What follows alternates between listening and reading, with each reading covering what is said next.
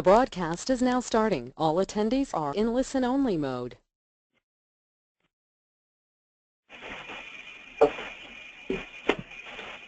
All right, good morning everybody back in sunny Queensland. Hope everyone's doing well back there.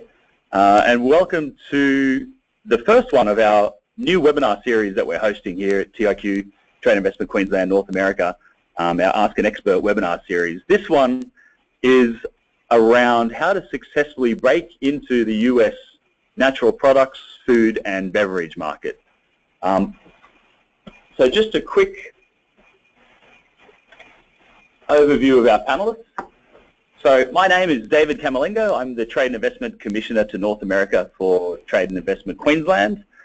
Joined with me here in Houston, Texas is Stephanie Grandi, Business Development Analyst for TIQ, and also the person that's been able to put this webinar on for us. Stephanie manages our food, beverage and natural product strategy for the North American market. And our guest today, Mr. Bob Burke, who's with Natural Products Consulting. And I'll give you a little bit of Bob's bio a little bit later on in the webinar. So just for those of you that don't know who we are, I'll just spend a couple of minutes giving a quick overview of Trade and Investment Queensland. So TIQ is essentially the Queensland Government's international business agency supporting Queensland exporters to enter into new markets all around the world. We have 15 trade offices around the world. This office that we cover is based in Houston, and we cover the US, Canadian and Mexican markets from here. And the kind of support that we provide to Queensland exporters is facilitation support, so helping them understand some of the opportunities in the market, try to provide some educational forums such as this one, some particular one-on-one business matching where appropriate with potential partners, helping them find customers, distributors, agents, etc. In the US market. And then we also run a number of activities to help support those objectives and endeavours. And one of those that we have coming up is something that we're doing around the food, beverage and natural products space in early March. And I'll hand it over to Stephanie just to talk a little bit about what she does in the food, beverage and natural product space and even what she's doing at Expo West.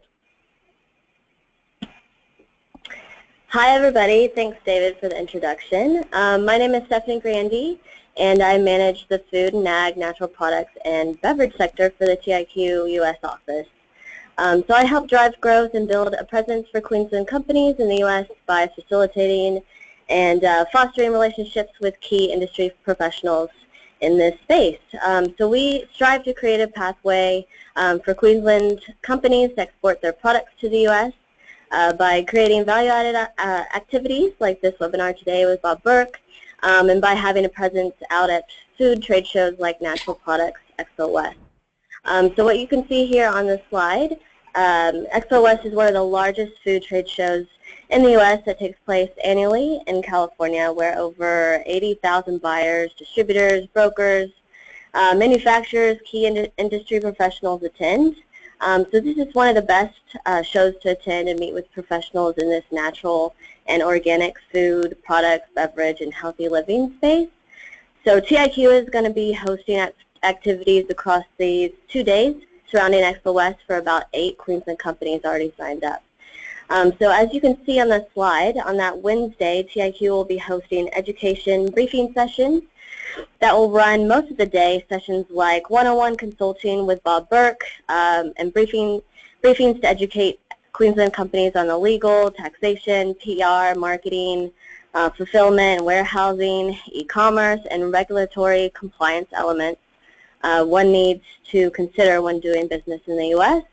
And then on that Thursday, March 9th, we will be hosting business matching for the Queensland attendees to talk business with natural products brokers in a speed dating type format, and then that will be followed by the Queensland Australia Great Barrier Reef reception, where companies will have a chance to further meet professionals and showcase their products to attendees of Expo West and the larger business community in Los Angeles.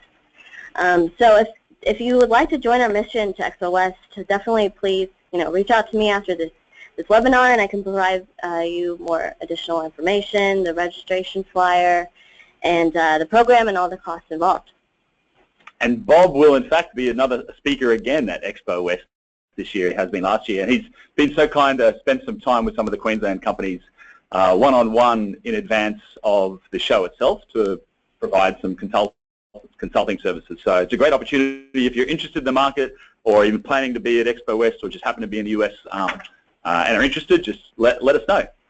So with that, and without any further ado, I'm going to just provide a little bit of intro to our guest speaker, Mr. Bob Burke.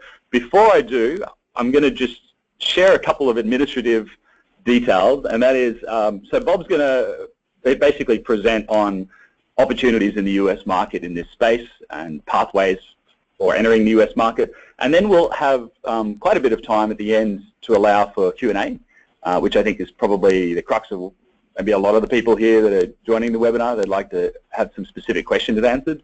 So the way that we're going to manage that is two ways. So you can either type your questions on the right-hand side of the panel in GoToWebinar. There is a section that allows you to type in your questions, so we can collate those during the course of the webinar. So you can write them at any time during the webinar, during Bob's presentation. That's the first method, and then the second method is at the end of Bob's presentation, you can actually raise your hand. Apparently, they tell me there's a little hand symbol somewhere on the top left of your side panel that you can raise your hand. We won't physically see your hand raised, but we'll see it virtually, and then we can unmute you, and you can actually have the floor to ask a question to Bob or myself or anyone else on here.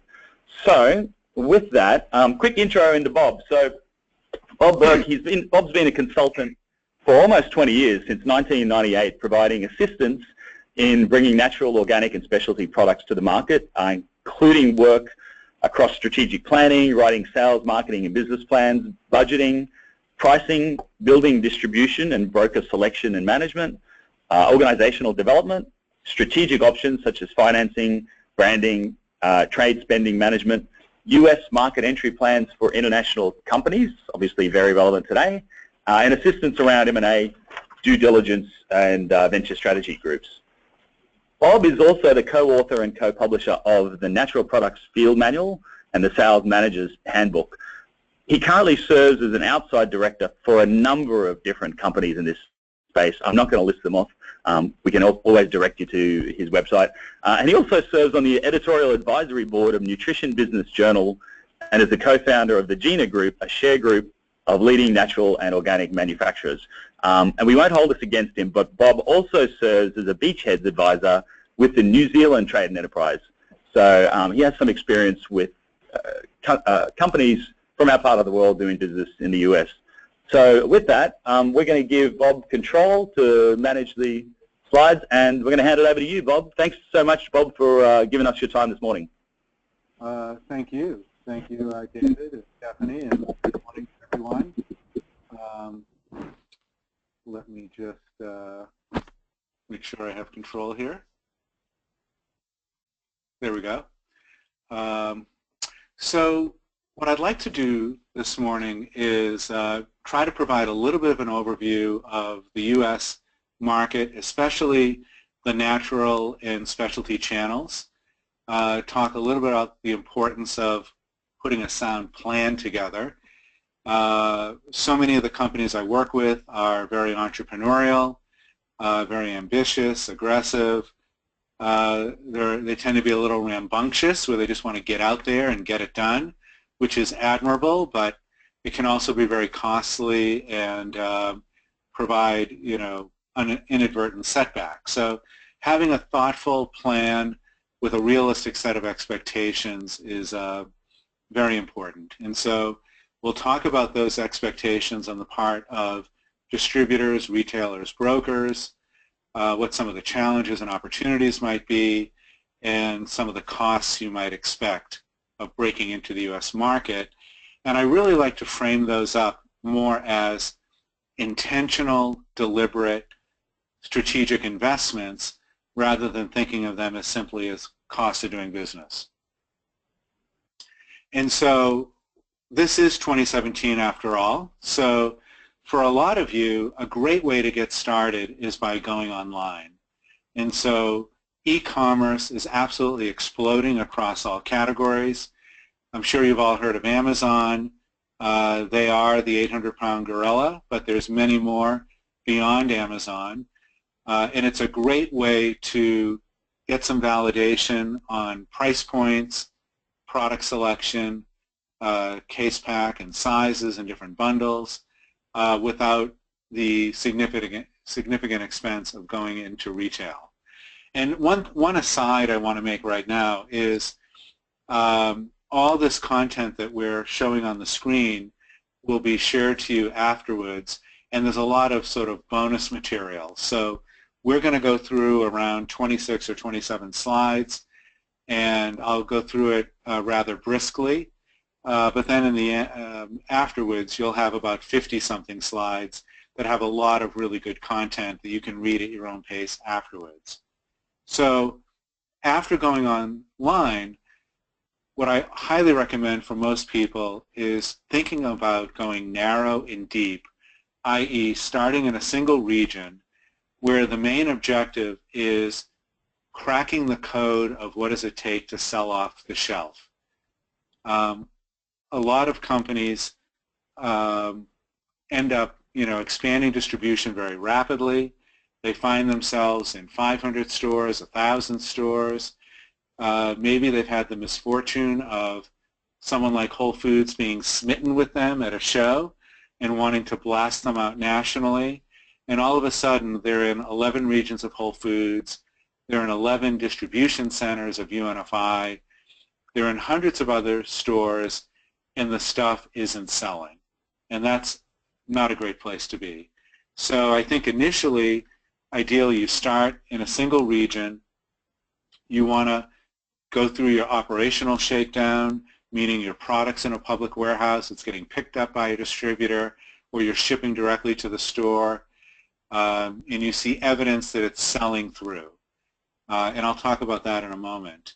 The majority of these products, especially into the natural and specialty channel, are being purchased through distributors, but it is feasible to sell direct, meaning UPS or DHL or FedEx going directly to the stores.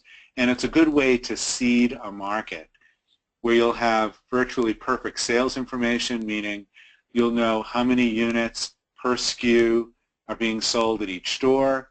You get great unfiltered feedback in terms of from the store staff and others. And as your business starts to scale, it's much easier to go to a distributor and say, I'm in 50 stores or 100 stores, I want to hand this over to you, than just walking up to them saying, I've got this great product, you should stock it. As I'll talk about in more detail later, you can use these key customers to get leverage into a distributor.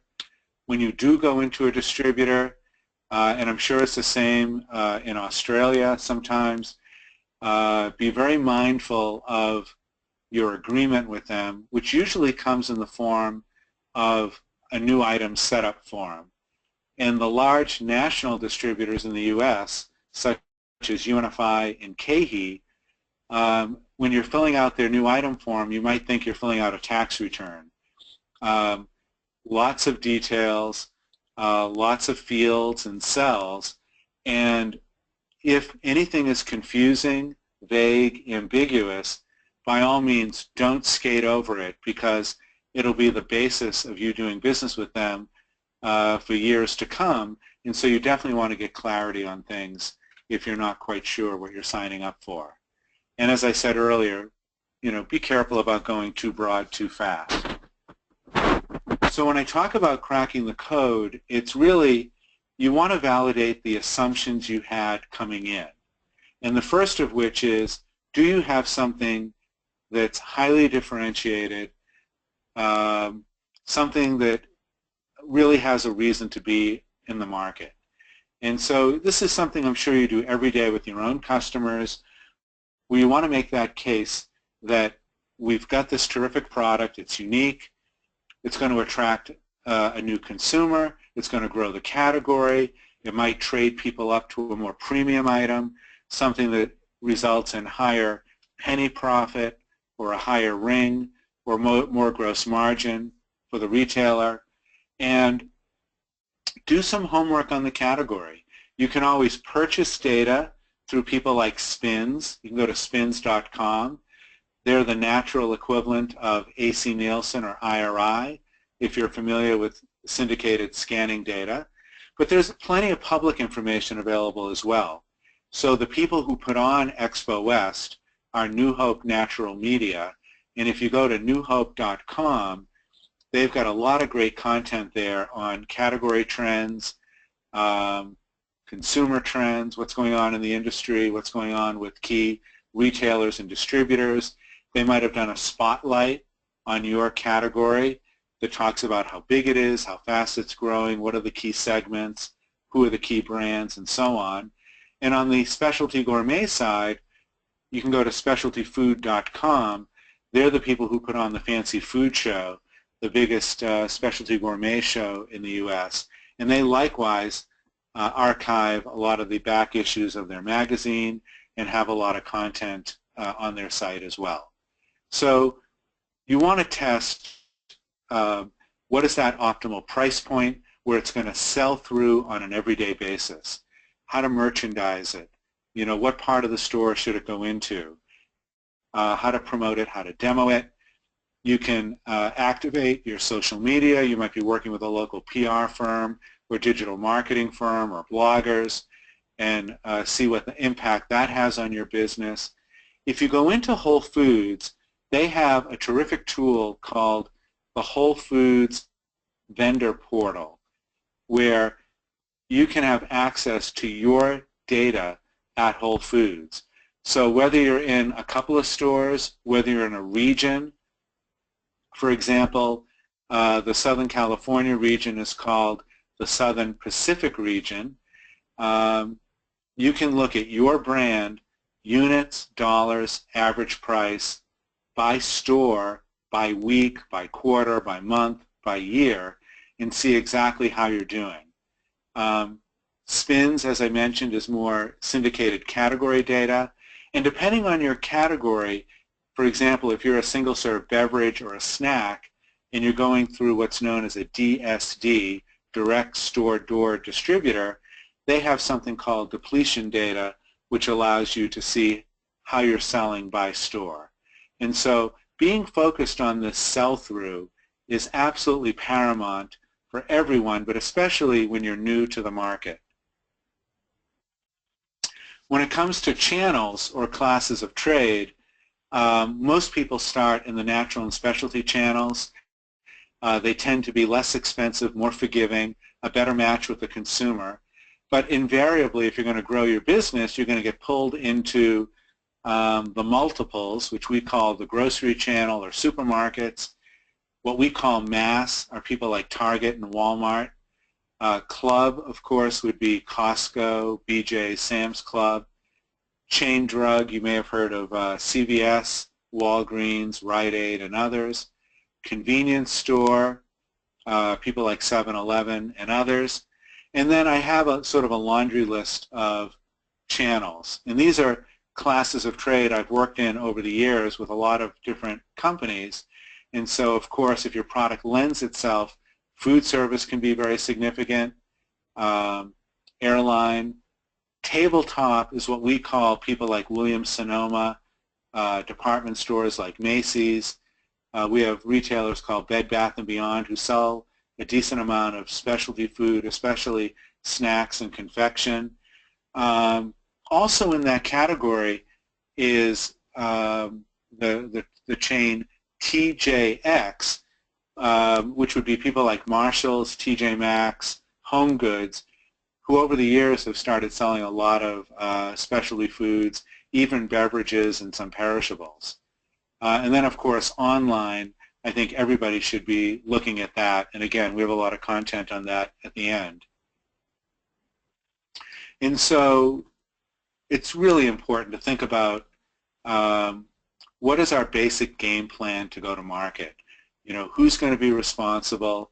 Are we doing this regionally? Are we doing this nationally? What are the channels we're going into? What are our expectations? You know, year one, we hope to be in 300 stores with 4 items, averaging 5 units a week. We're going to have a budget to spend maybe 15% of sales on trade spending. We're going to be doing X amount of in-store tastings or demos, and so on and so on. So map out a plan. And this is something that the TIQ people can help with, or by extension some of the other resources they use like myself and others. And also brokers are very important. And so brokers or agents, in some industries they're called manufacturer reps. They're an extension of your sales effort. They do headquarter calls. They do in-store retail merchandising. They work with distributors and retailers. And they certainly have a lot of local knowledge of what works in their geographic region. So they're a good collaborator for you in refining your go-to-market plan. And so from a simplistic standpoint, getting a beachhead with a key customer, which could be a region of Whole Foods, it could be a regional chain like a Wegmans, which is in the Northeast United States. Maybe it's a preponderance of independents, 30, 40, 50, 60, that all can help leverage you into a distributor. I'll talk about distributors in a moment, but they will want you to participate in some of their programs, which could be advertising in their catalog, running promotions, and so on, which will then get you access to more of the stores they go to. And when I refer to A and B stores, I'm simply talking about size and volume potential. When we talk about the natural channel, it's somewhere in the range of 12 to 1,500 A stores. And those would be chains like Whole Foods and Sprouts, Earth Fare, and others, as well as high-volume independents and smaller retail groups. And then as you start to roll out into other regions and start to gain national distribution, you'll start going into the supermarkets who pull from these natural distributors. And essentially, you know, all the supermarkets in the U.S., all the multiples are doing a fair amount of business with natural, organic, and specialty products.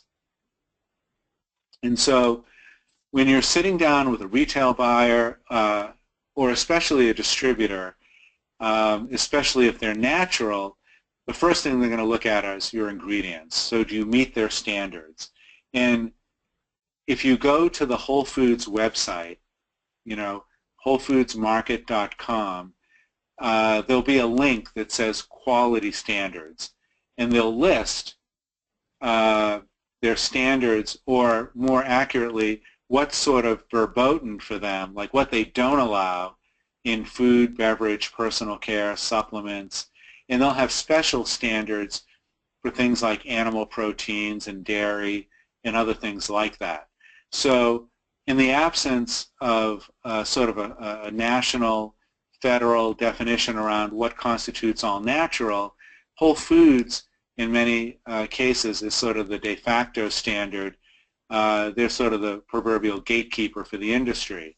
So if it meets Whole Foods' standards, chances are other natural retailers will accept it as well, as will the national and regional distributors. The second thing that a distributor will want to see is, do you have listings or authorizations in the retailers that we supply?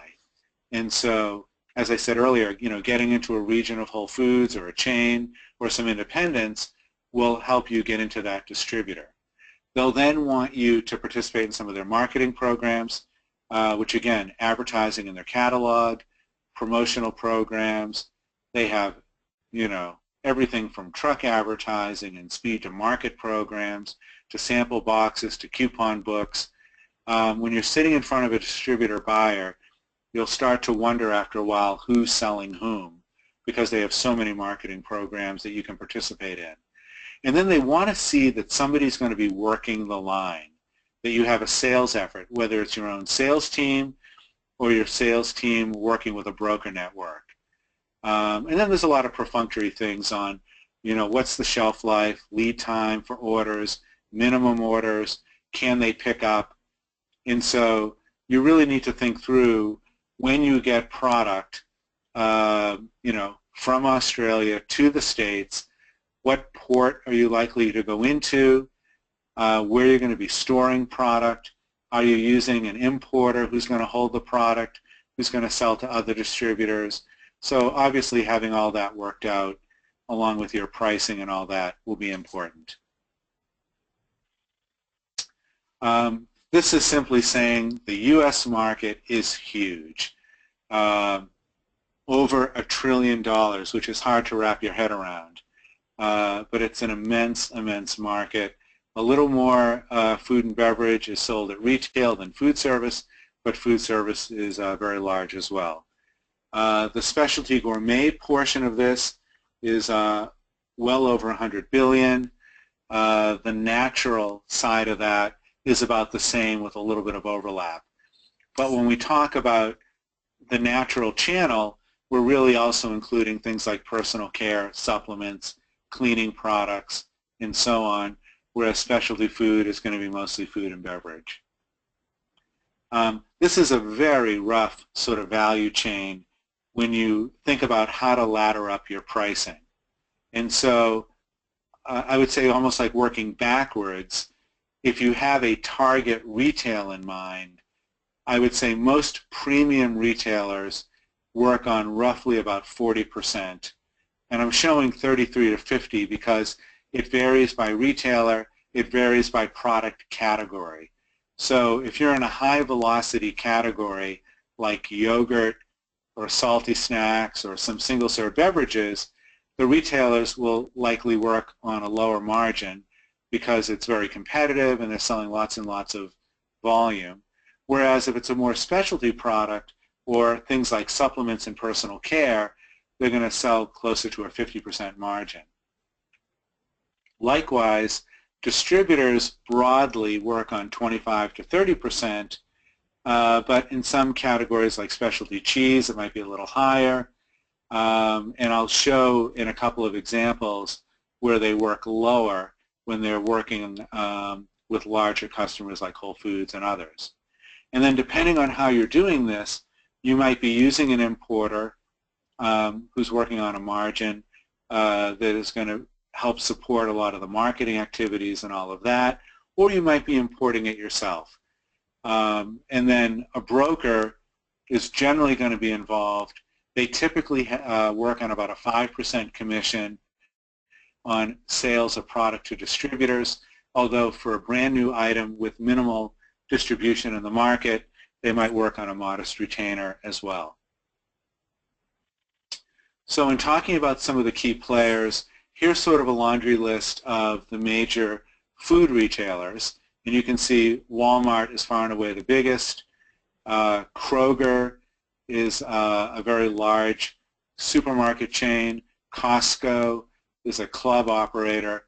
And you can kind of read through this at your own pace. But this will give you at least an idea. So, for example, if you're at the show, you'll have some familiarity with some of the key players. Here's a little spotlight on Kroger. They've been one of the most innovative large supermarkets in the country. Over 2,600 stores with a number of different banners. Some of them are simply Kroger, but they also have Ralphs in Los Angeles, QFC in Seattle, Fred Meyer in Portland, Oregon, and so on. They did a new own label or private label program that did $1.5 billion in their first year, called Simple Truths, and it's across many categories of, and they're doing it as natural and organic offerings. So that's been a real game changer for a lot of people. On the natural side, we have large chains. So Whole Foods is probably the most strategically important customer. They've got about 420 stores, plus or minus, in 11 regions. They're moving towards centralizing buying in their headquarters in Austin, Texas. Sprouts is mainly on the West Coast, California, Arizona. They do centralized buying, so if you go to the headquarters in Arizona, in Scottsdale, which is next to Phoenix, Arizona, you can have a headquarter meeting, and get listings in all 225 stores. And then I list a few others, such as Natural Grocers and Earth Fare. And then there's some of these independent groups. So the National Co-op Grocers Association is about 200 stores across 37 stores. And you can actually go to the Twin Cities, Minneapolis and St. Paul, meet with an office there, and they can put you into advertising programs and other things that can help leverage you into their network. And likewise, there's something called INFRA. It's an acronym for the Independent Natural Food Retailers Association, which has over 300 stores, and that's also a great buying group. And then I list some of those smaller regional chains and some of the independents and others. So these are, if you think of the natural channel, there's upwards between 9,000 and 11,000 stores, but if you think in terms of 80-20, these 12 to 1,500 stores are the ones you'd want to focus on in terms of leveraging into distributors and getting the lion's share of the volume opportunity. When it comes to how these retailers buy product, most of what they're buying is through distributors. And so you have some national distributors. The largest is UNFI. They also happen to be the primary supplier for Whole Foods. KeHE is the primary supplier for Sprouts. They both do a lot of supermarket chains, as does DPI. DPI is much smaller and skews a little more towards perishables, but they also do some Whole Foods and they do some supermarkets and others. Some recent news is Haddon House was acquired by UNFI. Nature's Best was acquired by KeHE. And then in the third column, you see some regional distributors.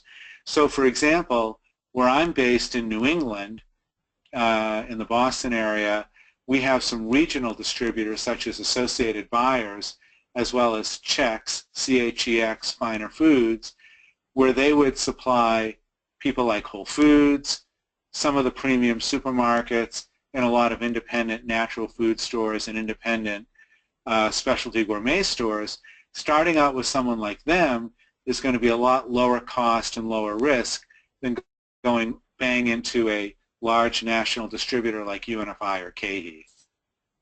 And then some of the retailers have their own in-house distributors. So Kroger, for example, works with Peyton, and up in New England, Hannaford Brothers works with Progressive, and so on.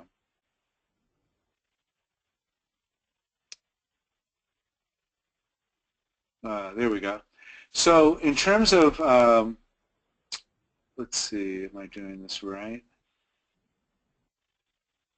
Yeah, there we go. So some of the costs of going to market is in lieu of like listing fees or in lieu of slotting, a lot of premium retailers like Whole Foods expect to get what they call a free fill. And a free fill is a case per flavor per store billed back to you at wholesale for food. And if it's a supplement or personal care, it's 3 units. And what's important for you to keep in mind is you might sell it to a distributor for 20 bucks a case. A distributor might wholesale it for 25 bucks a case. You're getting billed back at that wholesale price of 25. And so just when you build out your plan and you put your budget together, just keep that in mind. There's those advertising costs that I mentioned with distributors and retailers, doing promotional allowances, whether they're off invoice or bill back or scan down, in-store demos, samples for your brokers, the commissions for the brokers. There's, as we've referred to, a couple of large national shows such as Expo East and West for the natural channel, Fancy Food Show for the specialty channel, and then a number of the distributors, including KeHE and UNFI, have their own distributor tabletop shows, which tend to be buying shows. And then we'd strongly encourage you to build in travel to the market for yourself for your salespeople, so you're not doing this all over the phone or over the email from far away.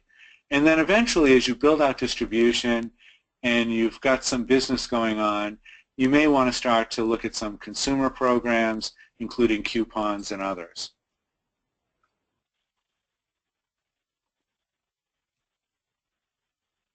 Sorry, I have a little bit of a lag here on advancing the slide.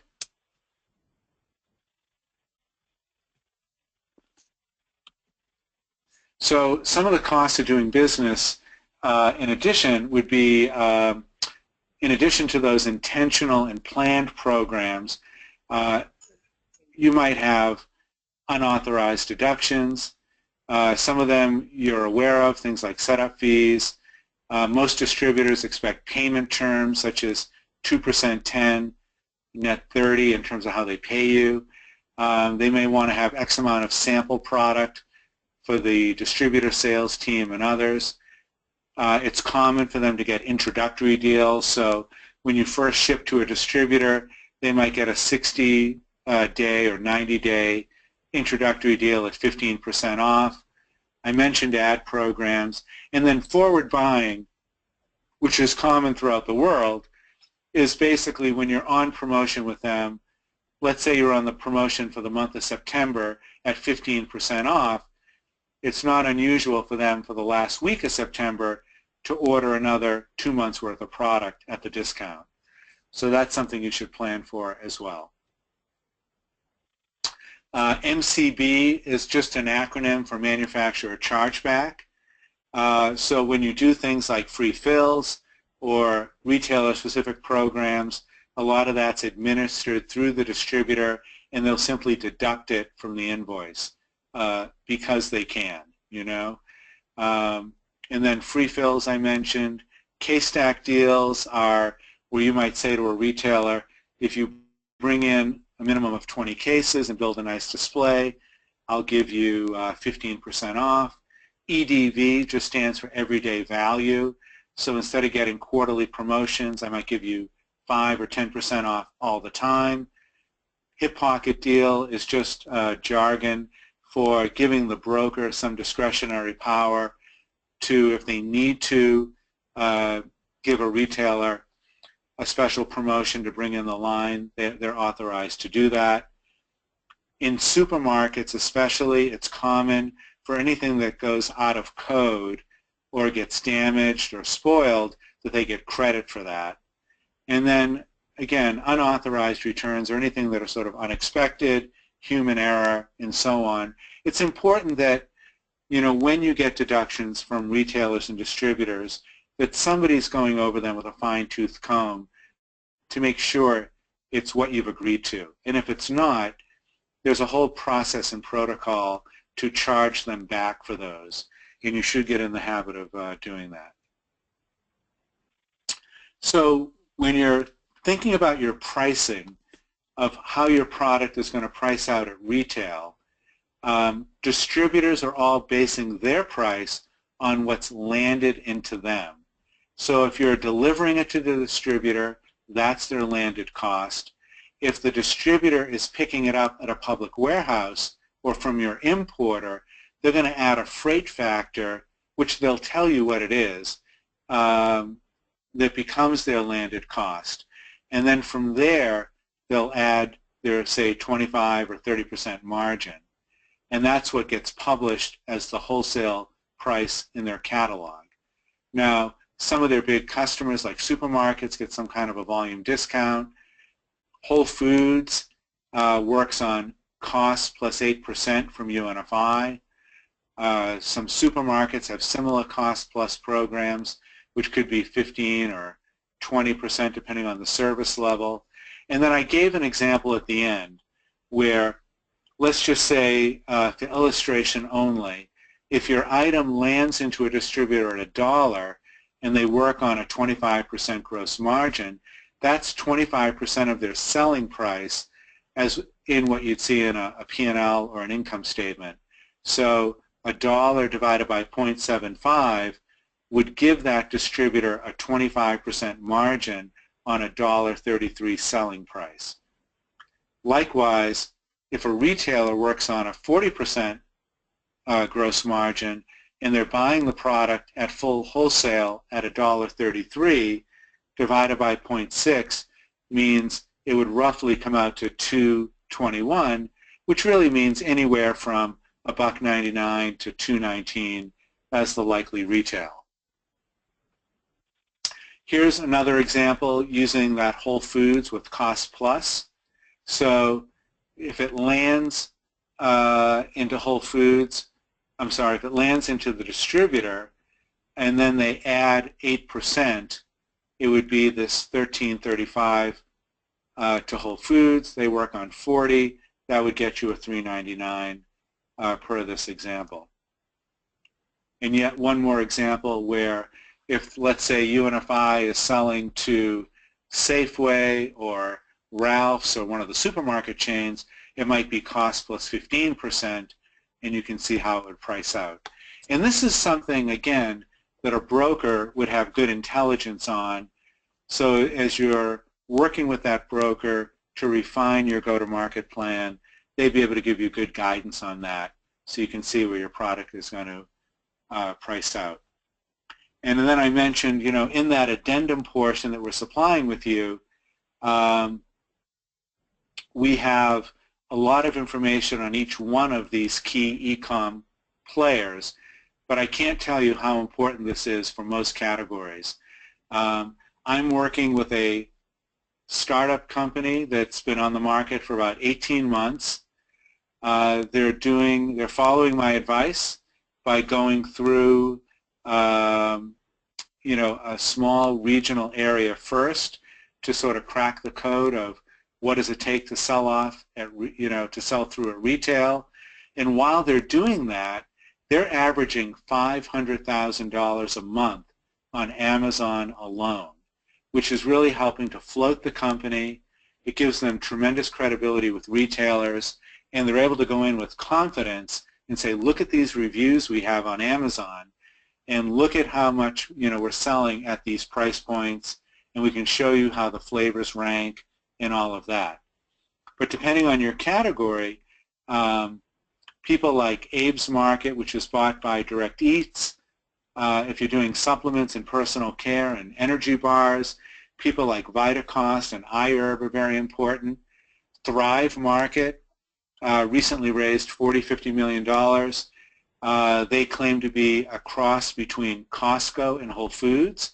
So people buy a membership and they get discounts every day. They can buy stuff by the case and so on. So online is very, very important and often a great way for international companies to break into the U.S.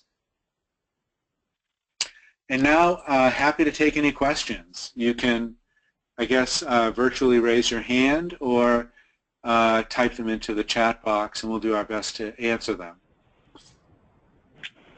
Thank you so much, Bob. I really appreciate it. Bob, we had a few questions that had come through pre-webinar, that had come through sort of in advance when people were registering for the webinar. Okay. I might just go through a couple of those while we wait for any of the attendees if they've got any specific questions. So one of them was, obviously you talked a little bit about agents and brokers and the need for them in a market like the US, particularly for a foreign company that has no representation on the ground to provide support. Have you got any advice in terms of the best way to identify credible agents that can support international companies? Sure. So a lot of the process you would go through to hire a broker or an agent is similar to the same process you go through to hire a salesperson, So, for example, there are directories available, such as the one that's in my field manual, which I'm happy to share with you, and I can send it to David and Stephanie, and they can email it out to you. But also, you can talk to some of your peers. So maybe some of your fellow Australian companies already doing business in the U.S., who are they using? If you're at an industry event like a trade show and you're talking to retailers and distributors, you can certainly ask them who's calling on them and who's working with them and who they think might be a good fit for you. If you're at a trade show, you can certainly talk to your neighbors, so other exhibitors about who they're using and who they know about. And then when you start to talk to them, you're going to want to understand their capabilities around geography, classes of trade, experience in your category. And far and away, the most important part of the conversation is agreeing on expectations. And it's, proverbial SMART goals, as in the acronym specific, measurable, achievable, realistic, time specific. So when you're sitting and talking to a broker you think you might work with, you really want to understand what they think is realistic for them to do with you over the next 3 months, 6 months, 12 months, around how many stores to get in, what it's going to cost, what kind of volume you might expect, and so on, and then hold them accountable to that. And just like your own employees, have a formal review process. So you're looking at results against objectives in terms of what kind of job they're doing for you. I have heard from my work with New Zealand Trade and Enterprise and the Irish Food Board and other similar organizations that, they'll meet these people at a show, they'll promise them the moon, they start paying them retainers, and meanwhile 6 months go by, 9 months go by, and there's nothing to show for it. And so it's very important to get very specific around what they think is realistic, have some milestones, and hold them accountable and have a review process to do that. And like anything, check references, get an understanding of what other lines they're working with, try to reach out to those companies, whether it's LinkedIn or through your own network, talk to the people at TIQ or, by extension, people in their network, like people like me, what do you know about this broker? Are they reputable? And so on. So it's a very important decision. Okay. But you really have to go through a process to vet them. Yeah, that's good advice. Hey, Bob, just along those lines, we had, I think, previously seen some broker lists. They're almost referred to us from some of the retailers, like Whole Foods. Is that common practice where they might say, here are the 20 or 30 brokers that we recommend or we work with? Yeah, it's not always. It's almost, yeah, I mean, it's the equivalent of somebody calls a company for a reference, and HR just gives you, gives them the dates of their employment or something. I think unless you have a dialogue with the buyer, where the buyer likes what you have, they want to see you succeed, and you ask them, of the brokers working with you, who do you think might be a good fit for me and for my company? Mm-hmm. That I would put a lot of stock in. But if they simply give you a directory of brokers, then you really do have to go through your own diligence of who's good, who's not so good, who has experience in your category, and so on. So yeah, it's a good starting point. Yeah. But you still have a lot of work ahead of you. Yeah, and Bob, I know some brokers ask for some type of a retainer up front, particularly for a new company coming into the market, maybe at least for a minimum number of months, 3 months, perhaps 6 months. Do you have any advice in terms of, what's common practice, what's sort of accepted, Sure. Or just any general advice with regards to that? When should a company pay a retainer, and when should they just be paying commission only? Yeah, so I'm in the camp of I would rather work with an A player, as in ABC. I'd rather work with a top-tier, much-in-demand broker and pay them a modest retainer than settle for a B or C player who's just working on commission. And so in terms of what to expect, if it's a smaller region, let's say it's Southern California, then retainers might be $500, $750, $1,000 a month. If it's the whole West Coast, it might be somewhere between $1,500 a month, maybe as high as $3,000 a month. But rarely is it, anything remotely related to what it would cost you to put your own person in the market. So in addition to that value of access to the customer, knowledge of the local market, having a team of people going into stores and doing all these things on your behalf. I also think it's better and easier for you to hold them accountable if you're paying them for something rather than if they're just getting dribs and drabs, you know, $70 a month, $100 a month, where the line's just not that important to them. So I do think if, you know, now having said that, you might meet a broker who is just blown away by what you have. They're really excited. They normally get a retainer, but they're so eager to work with you, retainer doesn't even come up. And I mean, that's certainly fine. It's not like you have to say, wait a minute, let me pay you a retainer. You might go just straight to commission, and they're off to the races. But most brokers will say, look, there's a lot of upfront work, a lot of heavy lifting, ahead of when we can realistically expect some kind of an income stream through commissions. So we'd like to get some kind of a retainer. It also shows a commitment on your side that you're willing to invest a little to get their help and you value what they bring to you. So okay. I would say yeah, if you can pay a modest retainer, it's generally worth your while. Okay. Yep. Thanks, Bob. We're starting to get a few more questions. One of the other ones that came up pre-webinar a couple of times actually was with regards to FDA compliance, approval, registration. Can you give any maybe just sort of general advice with regards to, well, any company really in this space as to what their expectations should be to ensuring that they are FDA compliant? What are the kinds of things that they need to consider and plan for? Well, so this is an area that's a little out of my core expertise, but what I do know is, to begin with, FDA.gov is going to have a huge wealth of information that spells out exactly what's required by them in terms of nutritional label, ingredient panel, you know, how big the fonts need to be, what the format looks like, what needs to be on your principal display panel around product description, net weights and ounces and grams and all that. And so there's a lot of easily available information there.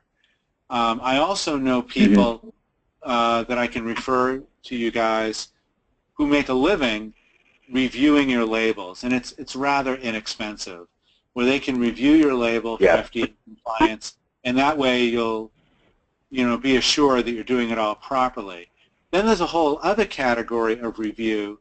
For example, if you're doing personal care, supplements, or functional products, where you might be making things akin to health claims, the real sort of guidance is you can't make any claims around diagnosing, treating, curing diseases.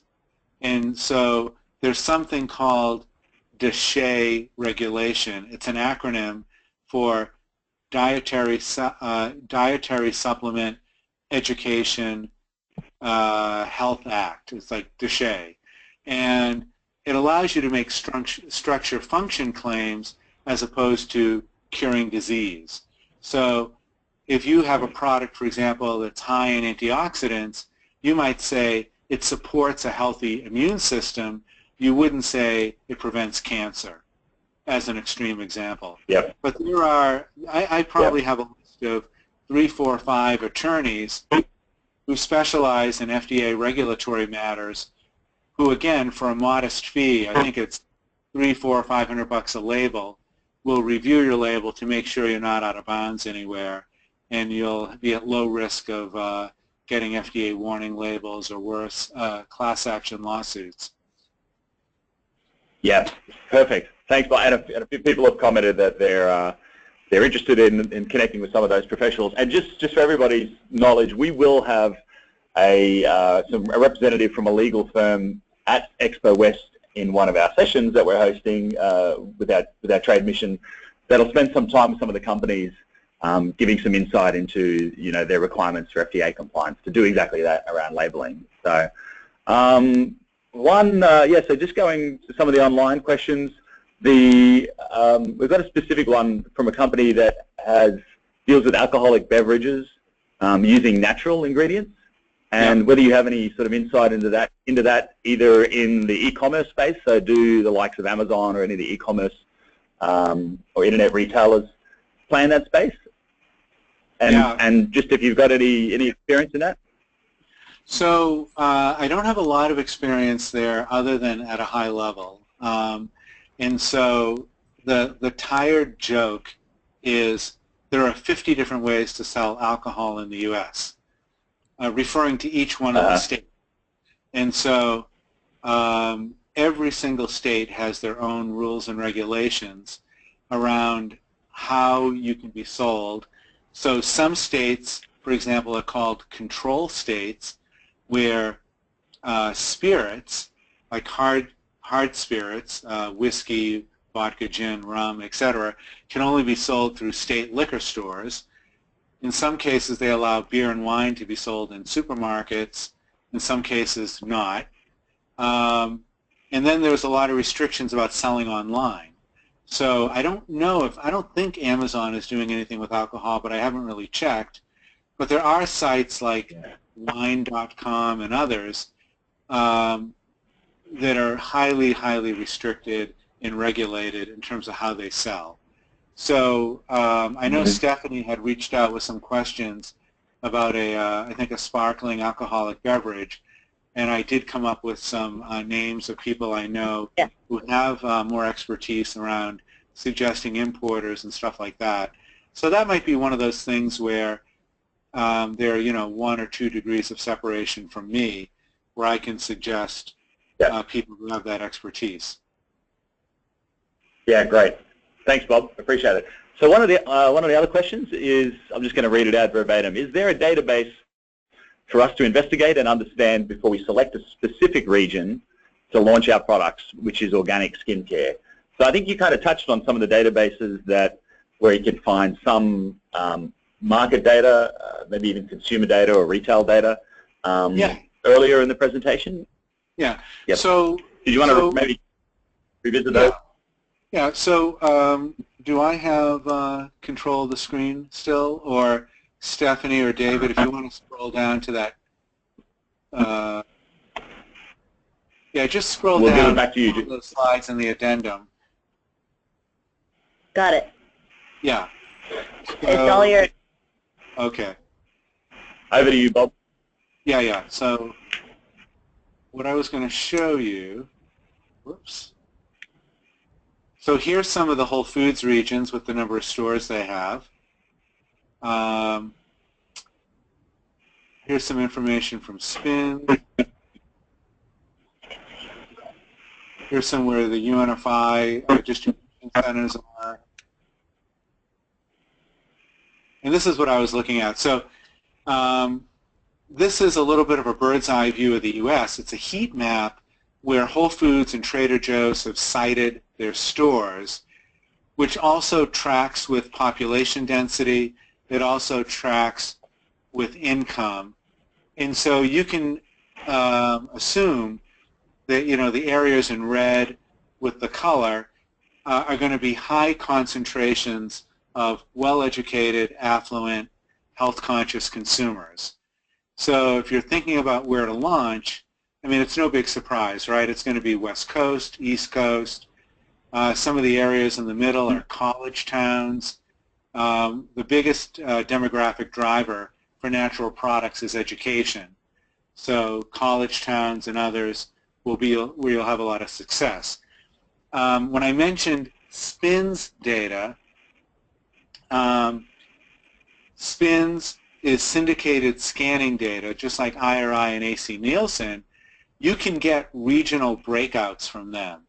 So let's say, using personal care as an example, let's say it's skin care, or it could be hair care, or something else. You can look at total U.S., and then they can also give it to you by Northeast, Southeast, Midwest, Rocky Mountain region, Northwest, Northern California, Southern California, and so on. So you can look at the size of the market, what are the dollars in each of those regions, and where it might be more attractive for you to go to. So yeah, there's a lot of information out there that can help. And then also part of it might just be, travel, right? So it might be easier if you're visiting the U.S. to go to the West Coast than go to New York or New England or Florida. And so you might start on the West Coast, and then within the West Coast, you might either pick a small market like, say, San Diego, or you might take a larger region like Southern California, or Northern California, which is San Francisco and the Bay Area, or actually a great market is the Northwest, which is Seattle and Portland, Oregon, primarily, which indexes very high for natural products, but it's a much more compact market in terms of population and geography and less expensive to enter than, say, Southern or Northern California. Yep, perfect. That's great, Bob. That's really helpful, I think. So one of the other questions is around working with a brand manager, and I think really the crux of the question is, at what stage should a company consider working with a brand manager? Is it of any benefit to do that early on, initially? Yeah, or, so I just want to make sure we're using the same term. So brand management companies are, in fact, usually contract sales organizations. And 20 years ago, they used to be referred to as master brokers. Is that what you're talking about? I'm guessing, yeah. I'm guessing either that or possibly a PR manager. Okay, I'm guessing. I'm not really sure. So I'll talk about both. Let's say you launch into a market. You can either get your own employee to have them on the ground and base there, or if you're the founder, CEO, whatever, managing director, you may say, look, I really want to commit to the success here. I'm going to make a commitment of traveling every month to LA, or you might move over for 6 months or a year, whatever you're able to do. Or there are these organizations called brand management companies or contract sales organizations where they are, in effect, your outsourced sales team, where they would manage brokers. They would do all the things that your salaried employee would do, but they're doing it on a part-time basis for a retainer or commission. They're not a broker. They're not doing all the things brokers do, but they're managing brokers just like your own employees would do or you would do yourself. And then when it comes to people like PR firms, social media firms, digital marketing, I usually suggest that you want to have some amount of distribution in place before you activate them, which always begs the question of, chicken and the egg and all that. But I think the one thing you don't want to do is get a lot of publicity and not have people have the ability to buy the product. So if you're on Amazon or other e-commerce platforms, then pretty much anyone in the country can get the product, at least online. But if you're going into a geography, Southern California, Northern California, so on, then getting into a number of stores and then activating the PR, where they might be going out to food editors, or they're going into other, more conventional media, or they're blogging, they engage bloggers around specific focus areas, whether it's gluten-free or anti-aging or whatever the case may be. Having a little bit of distribution first is usually a better ROI for that investment. Yep, good advice. There's one other question that came up, and I think we kind of know the answer to this, is regarding specific question regarding the net profit margins that they can expect for their product category being snacks. And I think you kind of hit it on the head earlier, Bob, with regard to really you probably have to work backwards from what you think a consumer's willing to pay, or comparatively where you might position your product for a retail price, and then work backwards from what a retailer's expected margin is, distributor's margin, if you've got a broker, their commission, importer, etc. So, did you want to add anything to that? Yeah. So, David, what you just referred to is sort of laddering up your landed cost into a distributor to where it's likely to come out on the shelf. So it's important to go through that exercise. So if you do a little bit of homework on the category, and let's say the prevailing price for your item in the category among your greedy, avaricious competitors is $4.99, it's good for you to know if you're coming out at $4.99, $5.99, or if you're in the stratosphere at $9.99 or $10.99. So that's important to see how competitive you can be, and does your pricing reflect your positioning in the category? Are you premium? Are you parity? Are you value priced?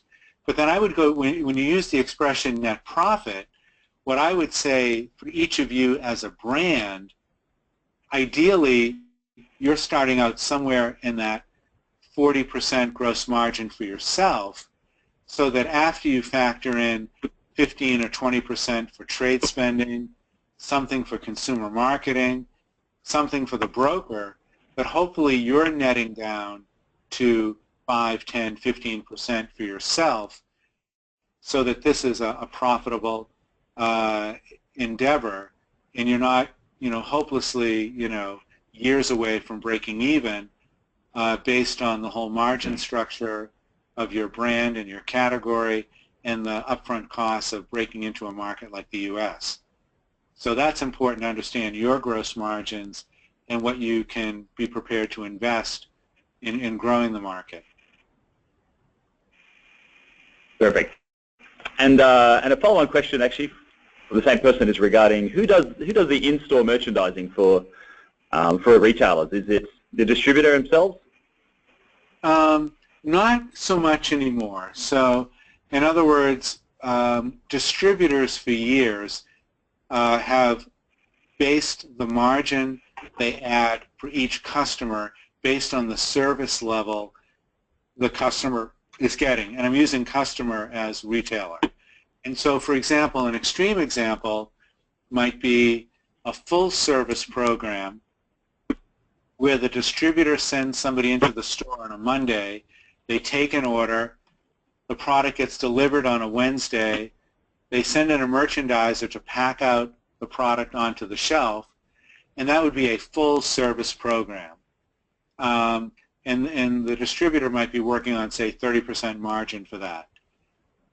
What they call a dead net program is where they're just dropping it at the back door, where they might be working on, say, 15%. Now, when it comes to merchandising, the brokers will do some amount of merchandising in those like A stores. So if you're using a natural broker to go into Whole Foods, they're probably going in there once a week where they're checking on the shelf, are all their items in stock, are they being priced correctly, if there's a big promotion coming up, will they, help in terms of getting an off-shelf display or an end cap or things like that. Now, if you're a snack company or a single-serve beverage and you're going through a direct store-door distributor, then they're very hands-on. So snack distributors might have their own trucks going to store by store where the drivers are going into the store and stocking the shelf. But that's mainly in snacks and single-serve beverages. Right. Excellent. Any other questions out there? I think you really covered a lot of ground, Bob. Yeah, that's great. No, I think we're getting some great feedback. Bob, look, if there's no other questions out there, I think we might, it's going to go on for a little over an hour, so we might let you end your night there on the East Coast. I just want to say a huge thank you for taking the time to put forward the presentation and answer all these questions. And for those of you coming across to Expo West, you'll have a chance to meet Stephanie and myself, but also Bob at the sessions that we're hosting out there. And again, Bob, thanks so much for your time. And everybody back in Queensland, thanks for spending your Friday morning with us here on this webinar. So, and we'll look forward to hopefully doing more events like this in the future. Thanks so much, Bob, and thanks, everybody. All right, well, good night. Bye-bye. Bye.